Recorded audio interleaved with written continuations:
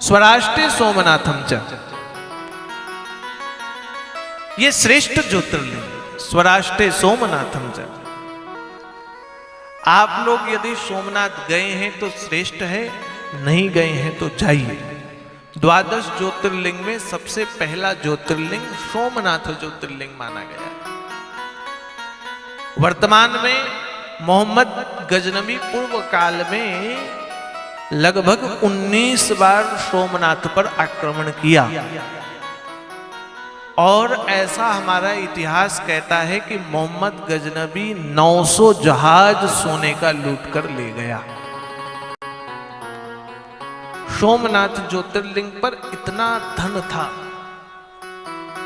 प्राचीन काल में सोमनाथ ज्योतिर्लिंग का जो दिव्य लिंग था वो हवा पर रहता था, वो केवल हवा पर लटका हुआ होता था, और अनेक बार वो सोमनाथ मंदिर का ढांचा गिरा, फिर बना, फिर गिरा, फिर बना, फिर गिरा, फिर बना। लेकिन धन्य है सरदार वल्लभ भाई पटेल, जिन्होंने स्वराष्ट्रम सोमनाथम च का विशाल मंदिर का निर्माण किया, और आज हम सब उस मंदिर का दर्शन करते हैं। ये सरदार वल्लभ भाई पटेल का बड़ा योगदान है।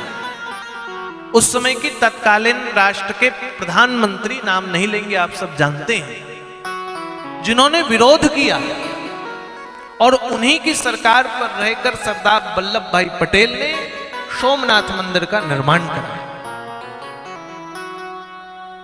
किसी ना किसी को तो देखो आगे आना ही पड़ता है। तत्कालीन प्रधानमंत्री ने विरोध किया, परिणाम निकला, उनका जीवन समाप्त हुआ, चले गए वो। और सोमनाथ मंदिर की ये मान्यता है कि हिंदू के अतिरिक्त उस मंदिर पर कोई पूजा करने के लिए जाता भी नहीं। मैं सोमनाथ तो 6-7 बार गया हूं, और अनेक दिन से इच्छा हो रही कि अब फिर से द्वारिका और सोमनाथ अभी जाएंगे। जिस दिन मन हो जाएगा गाड़ी में बैठ जाएंगे। हमने तो कल बताया, हम तो ऐसे ही हैं, गाड़ी में बैठते रहते, जहां चली जाए वहां पहुंच जाते। बड़े दिन से इच्छा है। और आप सब 12 ज्योतिर्लिंग में जब सोमनाथ जाएंगे तो वहां देखेंगे भीड़ होते हुए भी भीड़ दिखाई नहीं देगी। भीड़ होते हुए भी भीड़ नहीं। मंदिर में जब प्रवेश करेंगे दिव्य भगवान का दर्शन होगा। फोटो में तो देवालय आपको छोटा दिख रहा है, लेकिन कम से कम 4 फुट का तो हमको लगता है शिवलिंग है वो। आप अपने हाथ से भगवान को गले नहीं लगा पाएंगे, इतना मोटा चौड़ा वो देवालय है। गर्भगृह पर ब्राह्मण के अतिरिक्त किसी का प्रवेश नहीं है, जो मंदिर के पुजारी हैं। जल ले जाते हैं लोग, वहां मंदिर के मुख्य गर्भगृह के दरवाजे हुंडी लगी हुई, उसमें चढ़ाएं, वहां के आचार्य विप्र आपका जल चढ़ाते हैं। और बड़ा पावनीय भूमि है।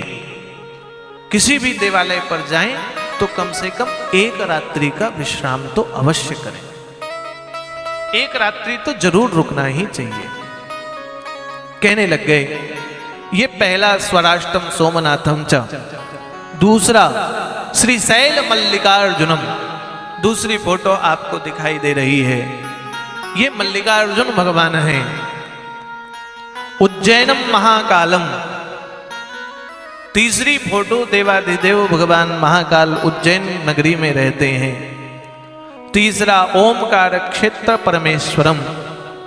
तीसरा के बाद जो आप चौथा ज्योतिर्लिंग देख रहे हैं, ये भगवान ओमकारेश्वर कहलाते हैं। हिमालय पर केदार खंड पर केदारनाथ भगवान कहलाते हैं, और डाकनी में भीमाशंकर भगवान कहलाए। वाराणसी में भगवान विश्वेश्वरनाथ विश्वनाथ कहलाए। गोमती नदी के तट पर भगवान त्र्यंबकेश्वर कहलाए। चिता भूमि पर भगवान वैद्यनाथ कहलाए। दारुक वन में नागेश्वर भगवान कहलाए, और सेतिवंध रामेश्वरम में भगवान रामेश्वरम कहलाए। रामेश्वरम के साथ भगवान फिर घुसमेश्वर कहलाए, और इस प्रकार से ये 12 ज्योतिर्लिंग हैं। केवल भगवान के इन 12 ज्योतिर्लिंग का दर्शन और दर्शन हुआ तो श्रेष्ठ है, दर्शन नहीं हुआ तो ये कोटि रुद्र संहिता में आप ये इस श्लोक का पाठ, जिसमें द्वादश ज्योतिर्लिंग के विषय में कहा गया है, इसका पाठ नित्य करने पर भी द्वादश ज्योतिर्लिंग के दर्शन का फल प्राप्त होता है। ये द्वादश ज्योतिर्लिंग है। और कहने लग गए नंदेश्वर भगवान, ध्यान देकर के कथा को सुनिए। सोमनाथ से कथा के आरंभ हम लोग करते हैं कि ज्योतिषां चैव लिंगानां महात्मानां कथायाधुना उत्पत्ति च तथा तेषां ब्रूहि सर्वा यथा श्रुतम्। अब ध्यान लगा करके, मन लगा करके श्री सोमनाथ ज्योतिर्लिंग के निर्माण, उत्पत्ति और भगवान सोमनाथ के अवतार की कथा सुनिए। कहते हैं कि बहुत कालखंड पूर्व जो सोमनाथ प्रथम ज्योतिर्लिंग है, इसकी कथा इस प्रकार से है। हमने कल आप लोगों को कथा बताई कि चंद्रमा का विवाह दक्ष प्रजापति के 27 कन्याओं के साथ हुआ। उन 27 कन्याओं का विवाह जब चंद्रमा के साथ हुआ तो प्रथम तो चंद्रमा बड़े आनंद के साथ उन सभी के साथ रमते रहे, लेकिन धीरे धीरे धीरे धीरे चंद्रमा का मन विशेष रोहिणी पर आकर्षित हुआ। दक्ष को जब पता चला तो श्री दक्ष प्रजापति जी चंद्रमा को समझाने आए, चूंकि चंद्रमा दामाद है दक्ष के, और दक्ष को समझाने आए। चंद्रमा ने चंद्रमा को कहा, देखो भाई जो हुआ सो हुआ, लेकिन अब आप हमारी बेटियों पर ही ध्यान आकर्षित करें, आप रोहिणी पर ध्यान न लगाएं। आपकी 27 पत्नियां हैं, लेकिन चंद्रमा बड़ा दुष्ट होने के कारण दक्ष की बातों को नहीं माना, और दक्ष की बातों पर न मानते हुए दक्ष तो चले गए, यथावत रोहिणी पर ही वो रमने लगे।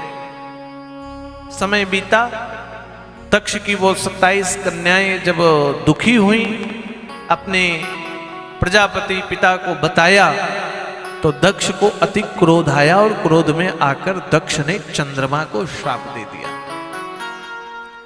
दक्ष ने चंद्रमा को श्राप दिया, चंद्रमा तुम मेरी बेटियों से विवाह रचाने के बाद भी दूसरी स्थान पर रमते हो, इसलिए प्रजापति होने के नाते मैं तुम्हें श्राप देता हूं, तुमको क्षय रोग हो जाएगा। क्षय रोग, देह काला पड़ गया चंद्रमा का, सुंदर दिखने वाले चंद्रमा कलंकित हो गए। क्षय रोग को ही चर्म इत्यादि का रोग माना गया है। ध्यान दे कथा पर। चंद्रमा को जैसे ही श्राप पड़ा, श्राप के कारण चंद्रमा का देह क्षय रोग से ग्रसित हो गया। देवता हाहाकार करने लगे, चंद्रमा क्षय ग्रसित हो गए हैं, चंद्रमा की मुक्ति कैसे होगी, चंद्रमा को कैसे बचाया जाए, चंद्रमा की रक्षा कैसे की जाए। और इस क्षय रोग से पीड़ित हो गए चंद्रमा, और बड़ी चिंता पर आ गए।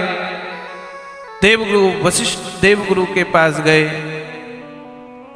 देवगुरु ने कहा, देखो श्री ब्रह्मा जी ही इसका निवारण कर पाएंगे, क्योंकि ब्रह्मा सृष्टि के रचयिता हैं, रचना का काम श्री ब्रह्मा जी का है, और ब्रह्मा जी ही सब कुछ बता पाएंगे। समस्त देवता जब चंद्रमा को लेकर के ब्रह्मा जी के पास पहुंचे तो ब्रह्मा जी ने कहा, ये बड़ा दुष्ट है, और दुष्ट होने के नाते इसके साथ जो हुआ वो सब सही हुआ है, यहां कोई समस्या नहीं है। ये चंद्रमा इतना पापी कि पूर्व में बृहस्पति के पत्नी को के साथ भी इसने दुर्व्यवहार किया।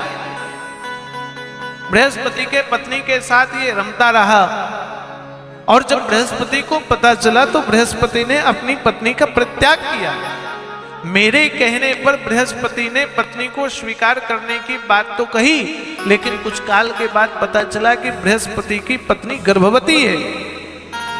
और जब ऐसा पूछा ये किसका गर्भ है, पता चला चंद्रमा का, तो बृहस्पति ने कहा हम इसको तभी स्वीकार करेंगे जब आप गर्भ का त्याग करेंगे। ब्रह्मा जी कहते हैं मेरे कहने पर बृहस्पति ने पत्नी को स्वीकार किया, उस गर्भ को त्यागा। ये चंद्रमा घोर पापी है, इस पाप के कारण चंद्रमा ने जो किया है उसका फल चंद्रमा भोग रहा है, भोगने दिया जाए। लेकिन देवताओं ने कहा प्रभु ब्रह्मा जी कुछ तो कृपा कीजिए, आप कृपा करेंगे तो ही ठीक होगा। ब्रह्मा जी ने कहा यदि चंद्रमा कृपा चाहता है तो मेरी कृपा नहीं, भगवान शिव की कृपा से ही वो क्षय रोग से मुक्त हो पाएगा। इसका सामर्थ्य केवल भगवान शिव को है, इसके अतिरिक्त इसकी मुक्ति का कोई माध्यम साधन नहीं है हमारे पास। ब्रह्मा जी ने कहा चंद्रमा तुम महामृत्युंजय भगवान का ध्यान करो, पार्थिव शिवलिंग का निर्माण करो, और चंद्रमा तुम प्रसन्न भाव के साथ उस लिंग की उपासना करो। ऐसा करने से तुम्हारे ऊपर भगवान प्रसन्न होंगे। तो चंद्रमा समुद्र के तट पर विराजमान होकर के वहां पार्थिव शिवलिंग का निर्माण करके भगवान देवाधिदेव महादेव की पूजा अर्चना करने लगे। चंद्रमा ने पूजा अर्चना की ब्रह्मा जी के बातों को सुन करके, और ऐसा चंद्रमा ने 6 मास तक पूजन किया। 6 महीने तक चंद्रमा ने वहां पूजन किया। महामृत्युंजय भगवान वृषभानु का, भगवान वृषभध्वज का पूजन किया। स्थित चित्त होकर के 10 करोड़ बार चंद्रमा ने महामृत्युंजय मंत्र का जाप किया। और 10 करोड़ बार चंद्रमा ने जब महामृत्युंजय मंत्र का जाप किया, उस जाप का परिणाम ये निकला कि भगवान देवाधिदेव महादेव प्रसन्न हुए, भगवान की प्रसन्नता हुई। भगवान जब प्रसन्न हुए तो चंद्रमा के समक्ष भगवान आए, चंद्रमा से कहने लगे बताओ चंद्रमा तुमको क्या समस्या है। चंद्रमा ने कहा प्रभु एक ही समस्या है, मैं क्षय रोग ग्रसित हो गया हूं, इसलिए आप कृपा करके मुझे इस रोग से मुक्ति दिलाएं। जैसे ही कहा मुक्ति की बात, तो मुक्ति की बात कही तो भगवान शिव ने कहा देखो भाई तुमको श्राप प्रजापति ने दिया है, और तुमने जो कर्म किया वो कई बार तुमने ऐसा ही कुकर्म किया है, बार बार ऐसा आचरण तुमने किया है। यद्यपि तुमने 10 करोड़ बार मेरे महामृत्युंजय मंत्र का जाप किया, इसलिए मैं तुम पर प्रसन्न हूं। इसलिए जाओ, मैं तुम्हें आशीष देता हूं, 15 दिन तुम्हारे क्षय रोग से मुक्ति के होंगे, और 15 दिन तुमको क्षय रोग में प्रवेश के होंगे। ऐसा आशीर्वाद भगवान ने दिया। तो चंद्रमा 15 दिन धीरे धीरे धीरे धीरे क्रमशः क्षय रोग से मुक्त होकर के पूर्ण सुंदर लालिमा पर आता है, और फिर श्राप के अनुरूप चंद्रमा पूर्णिमा के बाद फिर धीरे धीरे धीरे धीरे घटना आरंभ हो जाता है। एक काल ऐसा आता है जब चंद्रमा क्षय से ग्रसित होते हैं, ग्रहण लगा और चंद्रमा दिखे नहीं। देवताओं ने भगवान की वंदना की, बारंबार परमेश्वर को नमस्कार किया, और भगवान शिव द्वारा जिस स्थान पर भगवान ने ये चंद्रमा ने पूजन किया, उस स्थान पर भगवान का देवताओं ने पूजन किया। ऐसा शिव पुराण में वर्णन आता है कि देवताओं पर भगवान शिव प्रसन्न हुए, और प्रसन्न होकर के देवताओं को आशीर्वाद भी दिया। उस भूमि को सोमेश्वर नाम से विख्यात हुआ, आगे चल के वही श्री सोमनाथ कहलाया। ये श्री सोमनाथ, इनकी पूजा करने से क्षय, कुष्ठ रोग इत्यादि का निवारण होता है। जो भगवान सोमनाथ का दर्शन करते हैं, भगवान सोमनाथ की पूजा करते हैं, वो कुष्ठ रोग से ग्रसित होते हुए भी उससे मुक्ति पाते। ये चंद्रमा भी धन्य है, कृतकृत हो गया। और ऐसा लिखा है, जिनके नाम से स्वयं जगन्नाथ शंकर जी धरातल को पवित्र करते हुए स्थित हुए, वही स्थान पर देवताओं ने चंद्र के नाम से चंद्र कुंड की स्थापना की। वहां एक चंद्र कुंड है, जहां शिव और ब्रह्मा स्वयं उस स्थान पर निवास करते हैं। कोई भी क्षय रोग का व्यक्ति उस चंद्र कुंड में स्नान करता है तो उसका चर्म रोग भी समाप्त हो जाता है। चर्म रोग इत्यादि से ग्रसित व्यक्ति उस चंद्र कुंड में स्नान करे तो वो श्रेष्ठ फल को प्राप्त करके स्वस्थ होता है। ऐसा चंद्रमा को आशीर्वाद देने के कारण हुआ। ऐसा तो श्री सोमनाथ की कथा है।